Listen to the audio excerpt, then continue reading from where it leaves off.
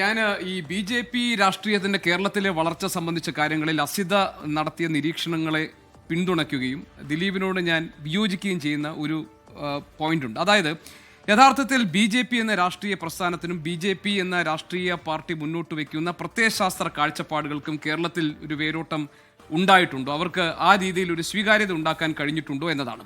കേരളത്തിൽ BJP നേടിയിട്ടുള്ള ഈ 3 സീറ്റുകളെ BJPയുടെ നേതൃനിരയിലേക്ക് എത്തിയ രാജീവ് ചന്ദ്രശേഖരന്റെ പ്രവർത്തന രീതികളുമായി ചേർത്ത് വെച്ച് വേണം അതൊരു നേട്ടമാണോ അതിന് വിലയിരുത്താൻ എന്നതാണ് എൻ്റെയും അഭിപ്രായം.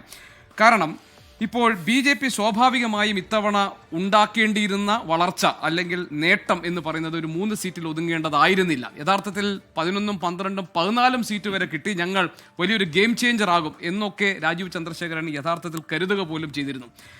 2024 2025 BJP അവരുടെ മുന്നേറ്റം കേരളത്തിൽ ഉണ്ടാക്കാൻ കഴിഞ്ഞു എന്ന് വിലയിരുത്തപ്പെടുന്ന 2 വർഷങ്ങൾ. അതിലൊന്ന് 2024 ലോക്സഭാ തെരഞ്ഞെടുപ്പിൽ സുരേഷ് ഗോപിക്ക് തൃശ്ശൂരിൽ നിന്ന് ജയിക്കാൻ കഴിഞ്ഞത്. അതായത് ആദ്യമായി കേരളത്തിൽ നിന്ന് ലോക്സഭയിലേക്ക് ഒരു അംഗത്തെ അവർക്ക് BJPയുടെ ലേബലിൽ അയക്കാൻ കഴിഞ്ഞു എന്നാണ്. രണ്ടാമത്തെ ഇത് 2025 തദ്ദേശ തെരഞ്ഞെടുപ്പിൽ തിരുവനന്തപുരം കോർപ്പറേഷനിലും പാലക്കാടും തൃപ്പൂണിത്തുറ മുനിസിപ്പാലിറ്റികളിലും ഒക്കെ ഉണ്ടാക്കാൻ കഴിഞ്ഞിട്ടുള്ള മുന്നേറ്റമാണ്. ഇതിൽ തൃശ്ശൂർ സ്വാഭാവികമായിട്ടും സുരേഷ് ഗോപി അവിടെ ലോക്സഭാംഗമാകുമ്പോൾ BJP മുന്നേറ്റം നടത്തിയ നിയമസഭാ മണ്ഡലങ്ങളുണ്ട്. ഇപ്പം മണലൂർ, തൃശ്ശൂർ, ഒല്ലൂർ, നാട്ടിക, ഇരിങ്ങാലക്കുട, പുതുക്കാട് പോലെയുള്ള മണ്ഡലങ്ങൾ. ഈ മണ്ഡലങ്ങളിൽ ഒന്നും അല്ലെങ്കിൽ 2024 11 മണ്ഡലങ്ങളിൽ BJPക്ക് വലിയ മുന്നേറ്റം ഉണ്ടാക്കാൻ കഴിഞ്ഞപ്പോൾ അവിടെ ഒന്നും ഈ നിയമസഭാ തെരഞ്ഞെടുപ്പിൽ ഒരു സീറ്റ് ഉണ്ടാക്കാൻ BJPക്ക് കഴിഞ്ഞിട്ടില്ല. അവർ പ്രതീക്ഷിക്കാത്ത അല്ലെങ്കിൽ അവർ കരുതിയിരുന്നിട്ടില്ലാത്ത ഒരു 3 സ്ഥലങ്ങളിലാണ്. അതിലൊന്ന് നേമമാണ്, അതിലൊന്ന് കഴക്കൂട്ടമാണ്, അതിലൊന്ന് ചാത്തന്നൂരാണ്. ഇനി നേമത്തും കഴക്കൂട്ടത്ത് പോലും 2024 BJP നേടിയെടുത്ത വോട്ട് വിഹിതം അവർക്ക് ഇത്തവണ ഉണ്ടാക്കാൻ കഴിഞ്ഞിട്ടില്ല. ഒരു രാഷ്ട്രീയ പാർട്ടിയുടെ വളർച്ച എന്നത് കണക്കാക്കപ്പെടുന്നത് അവർക്ക് ലഭിക്കുന്ന വോട്ട് വിഹിതത്തിന്റെ അടിസ്ഥാനത്തിലാണ്, അല്ലാതെ അവർ നേടുന്ന സീറ്റിന്റെ അടിസ്ഥാനത്തിലല്ല എന്നാണ് എൻ്റെ കാഴ്ചപ്പാട്.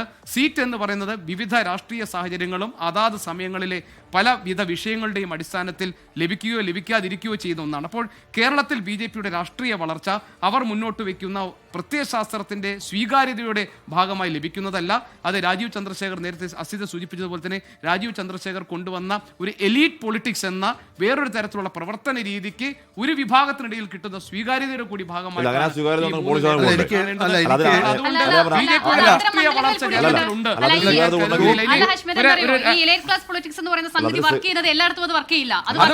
ഇപ്പോഴും രാജീവ് ചന്ദ്രശേഖർ നരേന്ദ്രമോദി വികസനം വേണം കേരളത്തിലൊന്നാണ്. അതാണ് മാറ്റം. ഈ അമിത്ഷാ കൊണ്ടുവന്നതാണ് രാജീവ് ചന്ദ്രശേഖരനെ. അമിത്ഷായുടെ ഡെപ്യൂട്ടിയാണ് രാജീവ് ചന്ദ്രശേഖർ. നിന്ന് നടപ്പാക്കാൻ പറ്റാത്ത പുതിയ ദൗത്യം ഏൽപ്പിച്ചാണ് രാജീവ് ചന്ദ്രശേഖരൻ കേരളത്തിൽ. ഞാൻ പറഞ്ഞ പൂച്ച കറുത്തായാലും വെളുത്തായാലും പിടിച്ചാണെങ്കിലോ ഞാൻ പറഞ്ഞു കൊടുത്തോട്ടെ. അത് കേസുരൻ തന്നെ ഇവിടെ നിന്നു.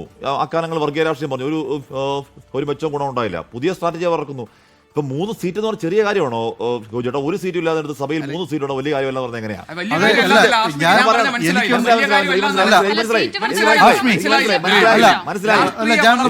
രാഷ്ട്രീയ വളർച്ചയാണ്. 3 സീറ്റ് രാഷ്ട്രീയ വളർച്ചയാണ്. 3 സീറ്റ് ഇല്ല 3 സീറ്റ് രാഷ്ട്രീയ വളർച്ചയാണ്. അഷ്ടപൂജ്യത്തിൽ നിന്ന് 3 സീറ്റിലേക്ക് വരുന്ന രാഷ്ട്രീയ വളർച്ചയാണ്.